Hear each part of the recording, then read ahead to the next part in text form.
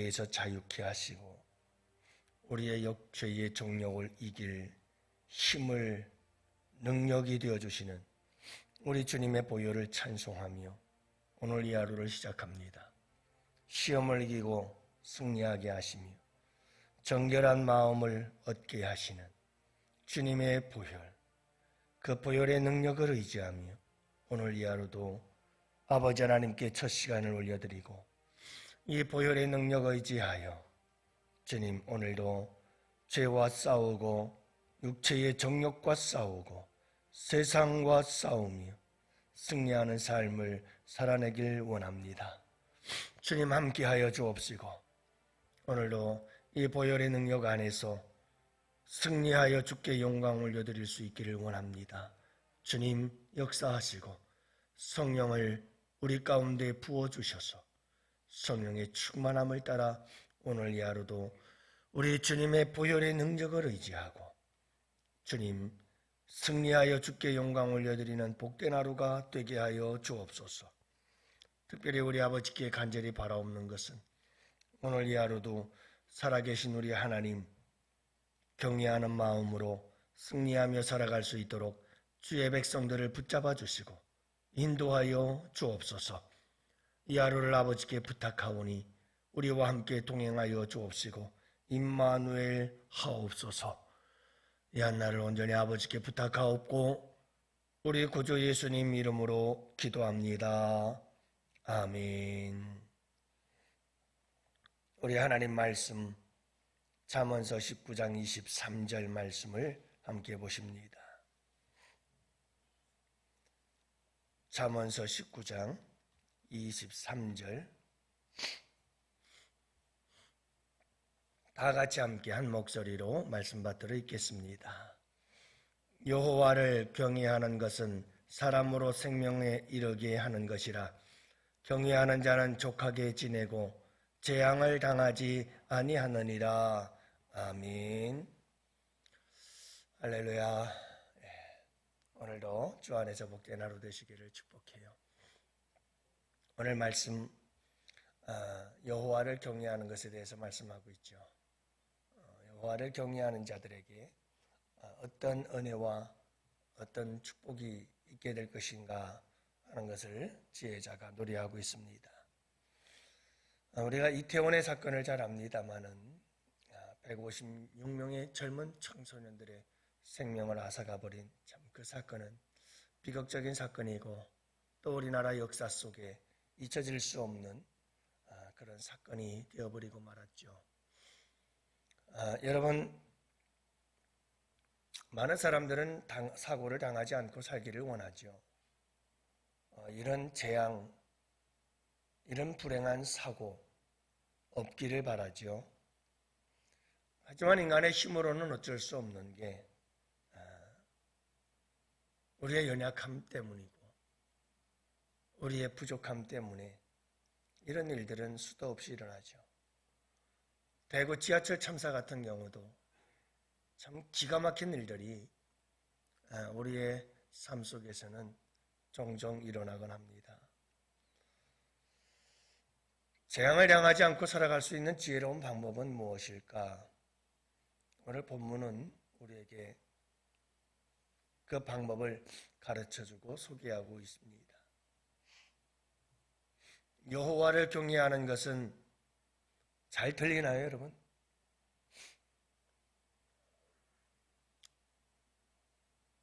방송 시스템이 도대체가 걷잡을 수가 없어서 늘 신경이 쓰여서 어떤 날은 잘 나가는 것 같기도 하다가 어떤 날은 나가는 것 같지도 않고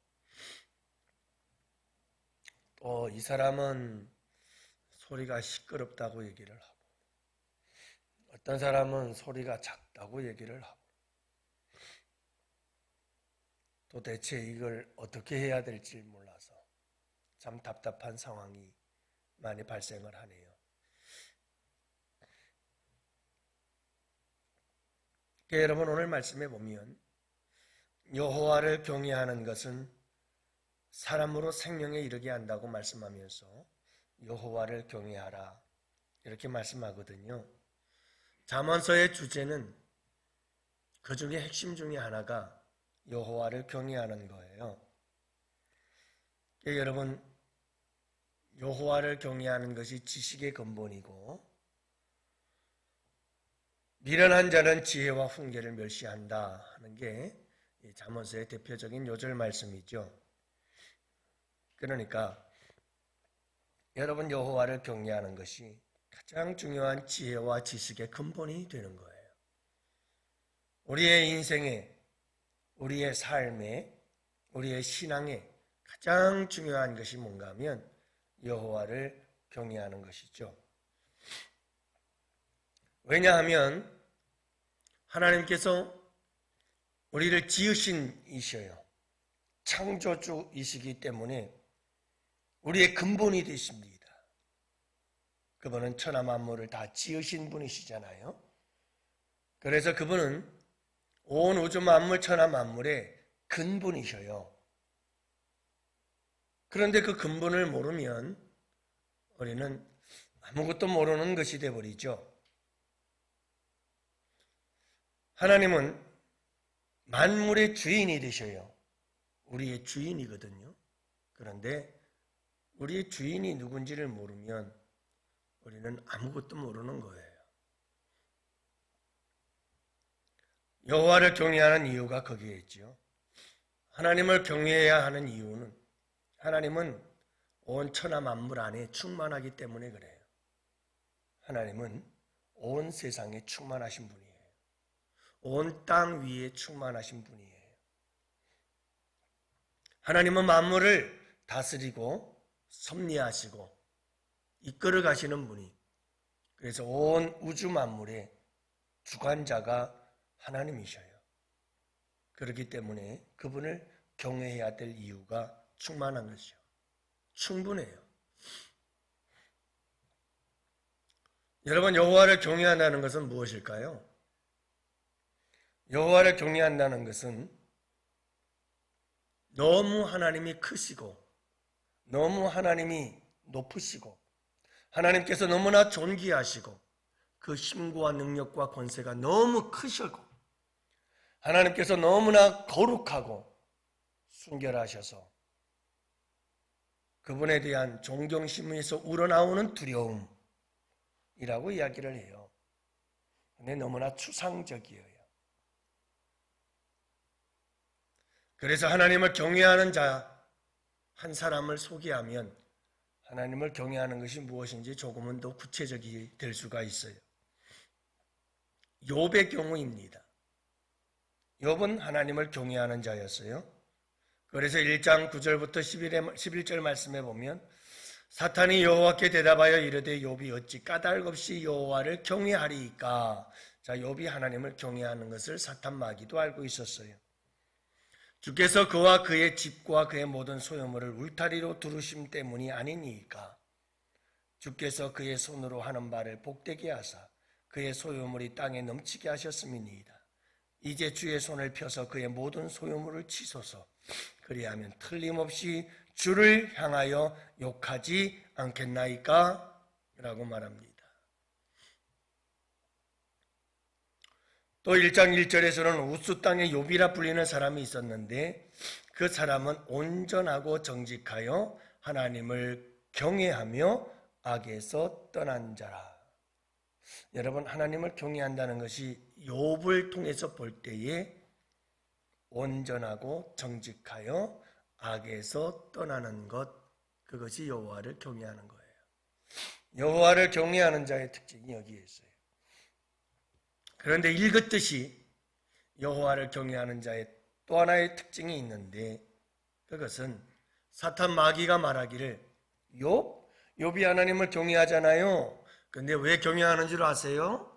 욥이 하나님을 경외하는 이유는 하나님께서 욥의 모든 재물과 재산과 모든 것을 울타리로 두름과 같이 그를 지켜주고 보호해 주니까, 그래서 욥이 하는 일들이 다 잘 되니까, 그래서 욥이 하나님을 경외하는 거예요. 만약에 욥이 가진 거 싹 뺏어버리면 욥이요? 하나님 경외요?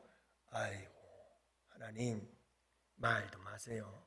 틀림없이 욥은 하나님 원망하고 하나님 떠날 거예요. 이게 사탄 마귀의 생각이었어요. 그러나 여러분, 욥은 하나님께서 모든 것을 다 빼앗고 생명 하나만 남겼지만 다 잃어버려도 욥은 하나님을 원망하지 않았고 하나님을 떠나지 않았어요. 이게 여호와를 경외하는 거예요. 여호와를 경외한다는 것은 내 상황과 형편이 어떠하든 상관없어요. 주신 이도 하나님이시고 취하시는 이도 하나님이시요. 모든 하나님의 절대적 주권을 인정하는 사람이에요. 내 것은 하나도 없다. 근데 다 하나님이 주셨다가 다 하나님이 취해 가시니까 당연한 거다. 난 여전히 하나님을 찬송할 것이다. 라는 이 믿음. 욥의 하나님의 경외하심은 바로 이렇게 나타나는 거죠. 여러분, 내가 잘 될 때는 하나님 사랑해요, 고마워요, 나 주님을 경외하고 나 주님 너무 좋아요 그랬다가 힘들고 어려운 일이 찾아오면 주님 왜 그러십니까? 진정한 여호와를 경외함이 아니죠. 욥이 가졌던 여호와를 경외하는 믿음은 아닙니다. 욥이 가진 하나님을 향한 경외심은 모든 것을 다 줬다가 모든 것을 다 가져가셔도 주님의 절대적 주권, 주시는 이도 하나님이시고 취하시는 이도 하나님이시구나. 우리의 자녀들, 심지어 우리 사랑하는 자녀들까지 그 생명을 주셨다가 취해 가시는 이도 하나님이시다. 내 모든 재물 다 주셨다가 싹 가져가 버리는 것도 하나님이시구나. 사실 내 것은 아무것도 없구나. 욥의 고백이에요. 이것이 욥의 여호와 경외하시는 믿음이죠. 사랑하는 성도 여러분, 여호와를 경외하면서 살아갈 수 있는 성도들 되시기를 축복해요. 그분의 절대적 주권을 인정해야 돼요. 나에게 생명 주신 이가 누구시죠? 하나님이시죠. 내가 태어나고 싶어서 태어나오신 분 계셔요? 내가 태어나고 싶어서 이 세상에 태어난 사람은 아무도 없어요.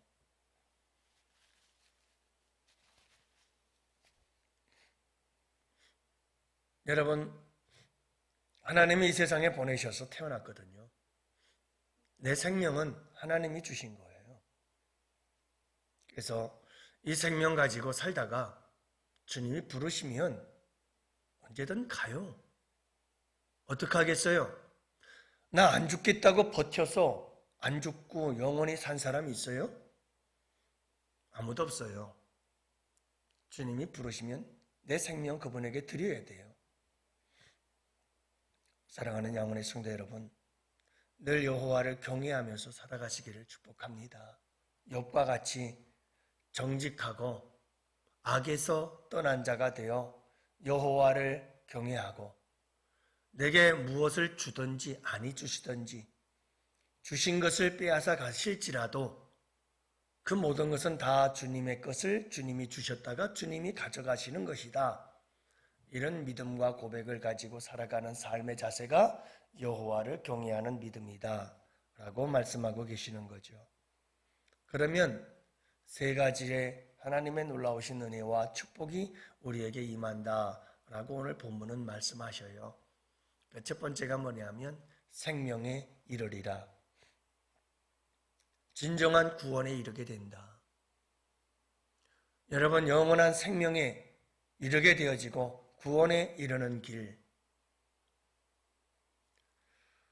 여호와를 경외하는 이 믿음 안에서 생명에 이르느니라. 여러분, 참되고 진정한 생명은 하나님의 생명이요 예수의 생명인 줄로 믿습니다. 그 생명에 이르게 되는 구원의 은총이 이르게 되고, 두 번째로는 족하게 되리라 그렇게 말씀합니다. 참 놀라운 사실은 여러분 여호와를 경외하는 욥의 믿음을 가지고 살아갈 때 족하게 되어 경외하는 자는 족하게 지내리라. 여러분 이 만족은 사도 바울이 그토록 바라고 또 바랬던 것이죠. 가난에 처할 줄도 알고 부유에 처할 줄도 알고 내가 어떤 상황에도 족할 줄 아는 일체의 비결을 배웠던 사람. 여러분 정말 믿음 좋은 사람은 어떤 상황에서도 족할 줄 아는 사람이에요. 여호와를 경외하는 믿음은 가난에 처할 줄도 알고 부유에도 처할 줄 알고 행복과 불행에도 함께 처할 줄 알고 기쁨과 슬픔 어떤 상황에도 족할 줄 아는 사람. 그런 사람이 참되고 진정한 믿음의 사람인 것을 알 수가 있죠. 여러분 생각해 보세요. 어떻게 사람이 만족할 수 있죠? 만족 못해요. 내가 돈 10억, 아파트 있고 좋은 차 있고 자식들 다 집 사주고 그래도 나는 내 통장에 돈 10억 원 있어야 돼. 10억이 채워진다고 다 채워질 것 같아요? 만족 안 돼요. 절대로 인간은 만족이 안 돼요. 여러분 지금 우리 인류의 경제를 보면 인류의 경제는 끊임없이 경제 성장 온통 뉴스의 서두에는 헤드라인에는 경제 성장의 이야기예요. 그런데 여러분 생각해 보세요. 얼마만큼 경제의 성장을 이루어야 되는 게 인류의 목표일까요? 끝이 없어요. 인류가 바라는 경제 성장이란 끝이 없어요. 근데 그게 가능할까요? 이미 경제학자들은 말하고 있어요. 인류가 도달할 수 있는 그리고 이 지구가 가지고 있는 모든 자원을 통해서 경제가 성장할 수 있는 맥시멈 그 정상에 이르고 있다. 더 이상의 발전을 기대하기는 쉽지 않을 것이다. 라는 이야기를 하는 경제학자들도 있죠. 끝이 없거든요. 누구만이 어떤 상황에서도 족하며 살아갈 수 있느냐? 만족하지 못한다는 것은 불행하다는 거예요. 여러분 만족하지 못하고 내가 원하고 내가 뜻하고 내가 바라는 대로 내가 내 욕심대로 채워지지 않으면 인간들은 스트레스를 받기 시작해요. 그리고 내가 원하는 대로 안 되면 분노하기 시작해요. 다시 말하면 내가 원하고 바라는 대로 다 이루어지지 않으면 인간들은 행복할 수 없어요. 근데 그 바라고 원하는 것이 끝이 없어요. 그러니까 인간은 불행할 수밖에 없는데요. 중요한 것은 여호와를 경외하라는 거예요. 여호와를 경외하면 족할 줄 알게 돼요. 가난해도 족할 줄 알게 되고요. 있든 없든 족하게 되고요. 어떤 상황에서도 만족하게 돼요. 여러분 그 족함을 성경은 샬롬이라고 말해요. 샬롬이란 부족함이 없는 만족의 상태. 그것을 샬롬이라고 해요. 평화, 평강. 여러분 우리 마음속에 늘 평안함이 있는 것. 그것은 바로 샬롬이거든요. 부족함이 없이 만족하는 상태예요. 그러니 마음이 평안하죠. 이 샬롬은 족함 속에서 와요. 이 족함은 어디서 오느냐? 여호와를 경외하면서 와요. 욥의 이 절대적 주님의 주권을 믿는 믿음, 그 경외심에서 오는 거예요. 주신 이도 하나님, 취하신 이도 하나님. 마지막 세 번째는 재앙을 당하지 아니하리라. 여호와를 경외하세요. 여러분, 여호와를 경외하면 우리가 엉뚱한 자리에 가지 않아요. 시편 1편에 고백하잖아요. 복 있는 자는 함부로 다른 데 가지 않아요. 복 있는 자는 죄인의 길에 서지 않고 오만한 자의 자리에 앉지 않고 악인의 길을 따라가지 않아요. 왜냐하면 그 길은 재앙의 길이거든요. 근데 복 있는 사람은, 여호와를 경외하는 사람은 그런 길을 가지 않아요. 그래서 재앙을 당하지 않는다. 이것이 본문의 말씀이거든요. 사랑하는 양원의 성도 여러분, 특히 우리 다음 세대들, 우리 자녀들, 자손들에게 여호와를 경외하는 법을 가르치자. 물론 여호와를 경외하며 살아가도 사고를 당할 수는 있지만, 그러나 여러분, 여호와를 경외하는 자의 자리에 서고 앉고 따라가면 세상 사람들보다는 훨씬 재앙을 당할 수 있는 확률은 적어들어요. 틀림없어요. 그래서 여러분들이 꼭 기억하세요. 욥의 재난을 보면 욥의 재앙은 재앙이 아니었어요.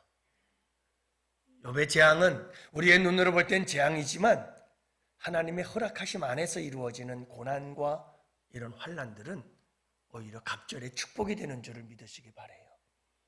새벽 시간이라 시간이 많이 지나서 설명을 못하는데 여러분들 꼭 기억하세요. 모든 것이 다 고난은 재앙이 아니에요. 하나님 안에서의 재앙과 세상 사람들이 말하는 재앙은 달라요. 그 결과를 보면 알아요. 똑같은 고난이라도 하나님이 주시는 고난은 갑절의 축복으로 끝나요. 하지만 여러분, 재앙은 그 끝도 재앙이에요. 무서운 저주요 형벌이에요. 하나님께서 주시는 고난은 절대로 재앙이 아니에요.